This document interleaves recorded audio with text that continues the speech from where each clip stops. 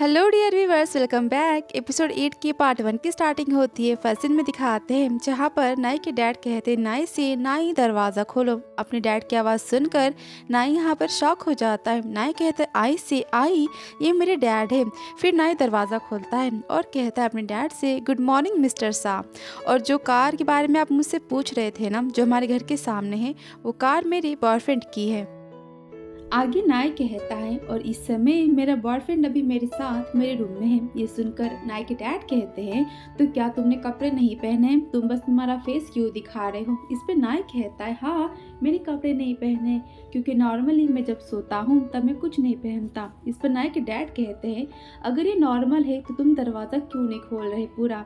इस पर नाई कहता है ओके मैं पहले ब्रश कर लेता हूँ, नहा लेता हूँ, फिर मैं आपसे मिलता हूँ। और इतना कहकर नाई दरवाज़ा बंद कर लेता है। इस पर नाई के डैड कहते हैं नाई तुम दरवाज़ा खोलो। फिर नाई आई की तरफ देखता है और कहता है आई मैं दरवाज़ा खोल रहा हूँ। आई कहता है हाँ। फिर नाई दरवाज़ा खोलता है। नाई के डैड कहते हैं नाई से कि तुम्हें इतना समय क्यों लगा दरवाज़ा खोलने में। नाई के डैड कहते आई से यंग मैन क्या तुम श्योर हो। नाई के डैड का मतलब कि क्या आई श्योर है कि वो नाई से प्यार करता है। इस पे आई कहता है यस। नाई के डैड कहते हैं मैं तुमसे एक बार फिर से पूछ रहा हूँ क्या तुम श्योर हो कि तुम नाई जैसे पागल लड़के के साथ रिलेशनशिप रखना चाहते हो। इतना कहकर नाई के डैड नाई की तरफ देखने लगते हैं। इस पर नाई अपनी नौटंकी चालू कर देता है और वो अपने दिल पे हाथ रखता है और कहता है ये बड़ा दुख रहा है। और आई नाई के डैड की बातें सुनकर तो शॉक ही हो जाता है और वो नाई के डैड को ही देखने लगता है। फिर नेक्स्ट सीन दिखाते हैं जहाँ पर आई नाई के डैड के साथ बैठा होता है। नाई के डैड कहते हैं नाई को शो ऑफ करना बहुत ही ज़्यादा पसंद है। जब उसने मुझे पहली बार कहा था कि उसका कोई बॉयफ्रेंड है, ये सुनकर मैं थोड़ा अनकंफर्टेबल हो गया था। मैं नाई से कहना चाहता था कि मैं उसकी बातें सुनकर शॉक हूँ, पर जब नाई ने मुझे बताया कि उसका एक बॉयफ्रेंड है तो मुझे समझ नहीं आ रहा था कि मैं क्या बोलूँ, क्योंकि पहले नाई किसी लड़की को पसंद कर रहा था। उसका कुछ नाम कैन या कुछ था शायद। इस पर आई कहता है उसका नाम कैल्विन था।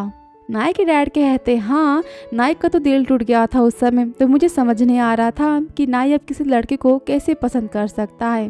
फिर नाई के डैड कहते नाई कहाँ है। इस पर आई कहता है उसने मैसेज किया, वो हमारे लिए खाना खरीदने गया है। फिर नाई के डैड कहते आई नई चीज़ों के बारे में कभी नहीं सोचता, वो काफ़ी केयरलेस है। नाई कभी किसी चीज़ का इंतज़ार नहीं कर सकता और यही उसकी सबसे बड़ी प्रॉब्लम है। लेकिन नाई सच में दूसरे लोगों के बारे में काफ़ी सोचता है, वो दूसरे लोगों की फीलिंग्स की केयर करता है। नाई हमेशा बहुत ही ज़्यादा सोचता है, जिसकी वजह से वो कभी किसी प्रॉब्लम का सलूशन नहीं निकाल पाता। वो काफ़ी ज़्यादा ओवरथिंक करता है। इस पर आई स्माइल देते हुए कहता है मेरे ख्याल से नाई का ओवरथिंक करना, उसका ज़्यादा सोचना ही उसे क्यूट बनाता है। यही तो उसका चार्म है, जब वो ज़्यादा सोचता है तो काफ़ी क्यूट दिखता है। इस पर नाई के डैड हंसते हैं और कहते हैं तुम्हें देखकर तो यही लग रहा है कि तुम मेरे बेटे से बहुत ही ज़्यादा प्यार करते हो, क्योंकि जब भी तुम नाई की बातें कर रहे हो तुम स्माइल दे रहे हो। ये सुनकर आई कहता है मैं सरप्राइज हूँ कि आप मेरी फीलिंग्स के बारे में कैसे जानते हैं। इस पर नाई के डैड कहते हैं मैं हर रोज़ अलग अलग लोगों से मिलता हूँ तो मैं जान जाता हूँ कि कौन कैसा है। इस पर आई कहता है लगता है आपको गुड माइंडसेट और एटीट्यूड मिला है। आपने तो मुझे अब तक डांटा भी नहीं, ये जानने के बाद कि मैं नाई के साथ रिलेशनशिप में हूँ। ये सुनकर नाई के डैड हंसते हैं और कहते हैं क्या तुमने नाई के बड़े भाई को देखा है, क्या तुम उससे कभी मिले हो। तुम्हें पता है उसका बड़ा भाई दिखने में काफ़ी छोटा और हाँ काफ़ी फेयर स्किन का था।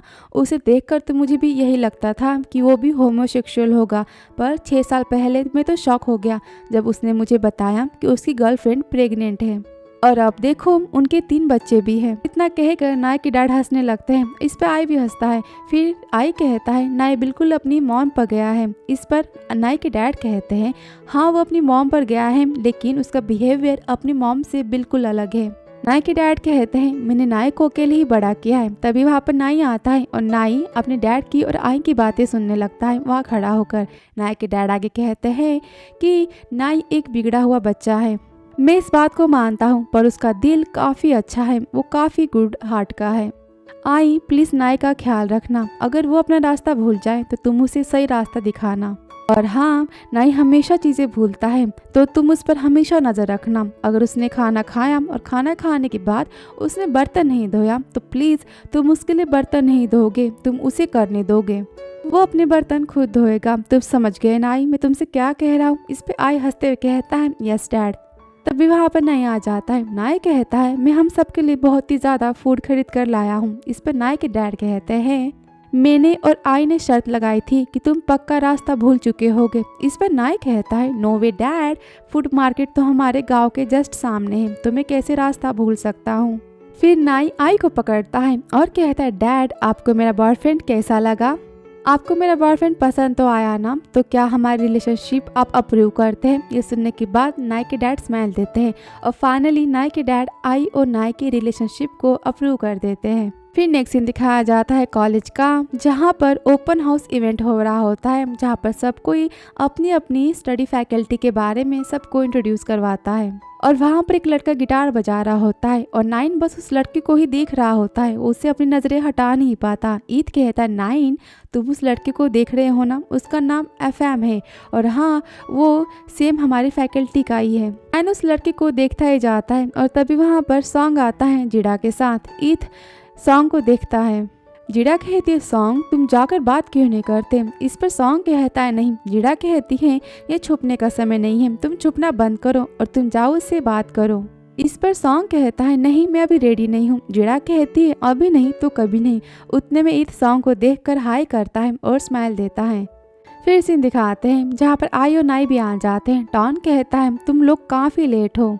फिर टॉन अपने फैकल्टी के बारे में सबको इंट्रोड्यूस करवाता है और कहता है वेलकम है आप सबका हमारे एरोस्पेस इंजीनियरिंग फैकल्टी में। आप हमारे इस फैकल्टी में अलग अलग चीज़ों के बारे में जान सकते हैं और देख सकते हैं। इस पर नाइन कहता है हाँ, और फिर वो नाइन के पास जाता है और कहता है और ये रहा नाइन, ये हमारे फैकल्टी का सबसे इंटेलिजेंट लड़का है क्योंकि ये हमेशा हर सब्जेक्ट में ए ग्रेड लेकर आता है और ये यहाँ पर सबसे ज़्यादा स्मार्ट है। और फिर यहाँ पर सबको वो पैम्पलेट देते हैं। फिर नाई ईद से कहता है ईद म्यूजिक के बारे में क्या। इस पर ईद कहता है तुम उस म्यूजिक बजाने वाले को देख रहे हो ना, वो काफ़ी हॉट है ना। नाइन उस पर से अपनी नज़रें हटा नहीं पा रहा, वो तो बस उसे ही देख रहा है। इस पर नाई कहता है ईद तुम झूठ बोल रहे हो क्योंकि नाइन कभी किसी को ऐसे देख नहीं सकता। इस पर ईद कहता है मैं सच बोल रहा हूँ। तभी ईद को मैसेज आ जाता है। नाई कहता है ईद तुम सारा दिन फ़ोन क्यों यूज़ करते हो, क्या तुम्हारा कोई बॉयफ्रेंड है। इतना कहकर नाई यहाँ पर हंसने लगता है। इस पर ईद कहता है मेरा कोई बॉयफ्रेंड नहीं है और वैसे भी अभी हमने बस बातें करना स्टार्ट किया है। इस पर नाई कहता है तो फिर तुम स्माइल क्यों दे रहे हो, क्या उसने तुम्हें मैसेज भेजा है। इस पर ईद कहता है कोई बात नहीं है। नाई कहता है मुझे तुम पर विश्वास नहीं हो रहा। इस पर ईद कहता है तो तुम विश्वास मत करो। तभी वहाँ पर आई आता है। आई नाई को रोकता है और कहता है नाई ईद तुम्हें खुद बता देगा, तुम्हें अपने दोस्तों को ऐसे तंग करना नहीं चाहिए। इस पर नाई कहता है पर। इस पर आई कहता है नाई चलो हम चलते हैं। फिर ईद कहता है मैं अभी आता हूँ। फिर सीन दिखाते हैं जहाँ पर ईद जाता है सॉन्ग से मिलने। ईद कहता है सॉन्ग मैंने तुम्हें जिड़ा के साथ देखा। सॉन्ग कहता है हाँ जिड़ा मेरी बचपन से ही दोस्त है। इस पर ईद कहता है ओके। और फिर यहाँ पर सॉन्ग ईद को स्नैक्स देता है। इस पर ईद कहता है मुझे ऐसे स्नैक्स पहले भी मिल चुके हैं। इस पर सॉन्ग कहता है हाँ वो सारे स्नैक्स मैंने ही तुम्हें भेजे थे, तुम्हारे गेम शॉप पे भी तुम्हें मिले होंगे। और हाँ मैं स्नैक्स को कभी कभी जिड़ा के हाथ से भी भिजवाता था तुम्हारे लिए। इस पर ईद कहता है लेकिन तुमने यह सब कुछ क्यों किया। इस पर सॉन्ग कहता है मुझे भी समझ नहीं आ रहा, मुझे भी इसके बारे में कुछ नहीं पता। और इतना कहकर सॉन्ग कंफ्यूज हो जाता है। इस पर ईद कहता है सॉन्ग से सॉन्ग शांत हो जा, तुम्हें बताने की ज़रूरत नहीं है, इट्स ओके। फिर सॉन्ग कहता है ईद तुम्हें लग रहा है ना कि मैं तुमसे बार में पहली बार मिला था, लेकिन ये पहली बार नहीं था, मैं उससे पहले भी तुमसे मिल चुका। सॉन्ग आगे कहता है कि जब हमारी फ्रेशर की पार्टी हो रही थी तब तुम मुझसे पहले भी उस टाइम मिले थे, लेकिन शायद मैं तुम्हें याद नहीं हूँ। इस पर ईद कहता है वेल मुझे कुछ याद नहीं आ रहा। सॉन्ग कहता है हाँ उस दिन पार्टी में हमने गेम खेला था और हम गेम हार गए थे। फिर हमें पनिशमेंट के तौर पर मैश किए हुए बनानास खाने थे, लेकिन मुझे बनाना से एलर्जी है और मेरी ये बात कोई नहीं मान रहा था, लेकिन तुमने मेरे लिए मेरे हिस्से के सारे बनाना खा लिए और फिर मैं वहाँ पर बच गया, मुझे नहीं खाना पड़ा। इस पर ईद कहता है ओह अब मुझे याद आ गया उस दिन के बारे में। इस पर सॉन्ग कहता है थैंक यू सो मच, मैं तुम्हें थैंक्स भी नहीं बोल पाया, मैं उस दिन से तुम्हें खोज रहा था थैंक यू कहने के लिए। इस पर ईद कहता है तो अच्छा हुआ ना उस रात हम दोनों बार में मिल गए, क्या कोइंसिडेंस था। इस पर सॉन्ग कहता है इस दुनिया में कुछ भी कोइंसिडेंस नहीं होता, मुझे पहले पता था कि तुम तुम्हारे दोस्त से वहाँ मिलने जा रहे हो, इसलिए मैं तुम्हारे पीछे पीछे तुमसे वहाँ मिलने चला आया था। आई एम सॉरी ईथ, मुझे समझ नहीं आ रहा कि मैंने सब क्यों किया, पर मैं तुमसे बस बात करना चाहता था, इसके सिवा मैं और कुछ नहीं चाहता था। इस पर ईथ कहता है कोई बात नहीं, लेकिन हम अभी बात तो कर रहे हैं ना। इस पर सॉन्ग कहता है मैं अब अमेरिका जा रहा हूँ, मुझे स्कॉलरशिप मिली है तो मैं कुछ महीनों में वहाँ पर चला जाऊँगा, इसलिए मैं तुमसे लास्ट टाइम यहाँ पर मिलना चाहता था। ये सुनकर ईथ सैड हो जाता है, ये सुनकर ईथ की आंखों में आंसू आ जाते हैं और वो सॉन्ग को देखने लगता है। फिर ईथ भारी आवाज़ में कहता है तो तुम वहाँ कितने साल रहोगे। सॉन्ग कहता है मैं वहाँ 5 से 6 साल तक रहूँगा, जब तक मेरी डॉक्टर की डिग्री ख़त्म नहीं हो जाती। इस पर ईथ कहता है गुड लक। फिर सॉन्ग कहता है थैंक यू। इतना कहकर सॉन्ग वहाँ से चला जाता है। फिर सीन दिखाते हैं जहाँ पर सॉन्ग जिड़ा से कहता है जिड़ा मैं ईद से मिला, लेकिन मैंने उसे ये नहीं बताया कि मैं उससे प्यार करता हूँ। इस पर जिड़ा कहती है तुमने उसे क्यों नहीं बताया। इस पर सॉन्ग कहता है अगर मैं उसे बता देता कि मैं उससे प्यार करता हूँ और वो मुझसे प्यार नहीं करता, उसके पास मेरी जैसी सेम फीलिंग्स नहीं होती, तो उसके लिए मेरी फीलिंग्स बर्डन बन जाती और मैं ये सब नहीं चाहता। और इतना कहने के बाद सॉन्ग जिड़ा को गले लगा कर रोने लगता है। वहाँ दूसरी तरफ दिखाते हैं नाइन को। नाइन जा रहा होता है अपनी ड्रिंक लेकर, तभी वो एफएम से टकरा जाता है और एफएम के शर्ट पर वो ड्रिंक गिरा देता है। नाइन कहता है आई एम रियली सॉरी, गलती से तुम्हारी शर्ट पर ड्रिंक गिर गई। इस पर लड़का कहता है इट्स ओके, कोई बात नहीं। फिर नाइन उसे साफ करने लगता है, पर वो लड़का कहता है हमें वॉशरूम में जाना चाहिए। फिर सीन दिखाते हैं नाइन वॉशरूम में जाता है और वो एफएम की शर्ट को साफ करता है। इस एफएम कहता है अगर तुम ऐसे मेरी शर्ट को क्लीन करते रहे ना तो पूरा दिन निकल जाएगा। और इतना कहकर एफएम अपनी शर्ट निकाल कर नाइन को दे देता है। फिर नाइन एफएम की शर्ट को क्लीन करता है और एफएम कहता है मेरा नाम एफएम है और मैं म्यूजिक फैकल्टी से हूँ और मेरा 2nd ईयर है। फिर नाइन कहता है मेरा नाम नाइन है और मैं एरोस्पेस इंजीनियरिंग फैकल्टी से हूँ और मेरा भी ये 2nd ईयर है। इस पर एफएम शॉक होकर कहता है तो तुम नाइन हो, मुझे पता है तुम बहुत ही ज़्यादा फेमस हो। इस पर नाइन कहता है गुड वे से कि बैड वे से।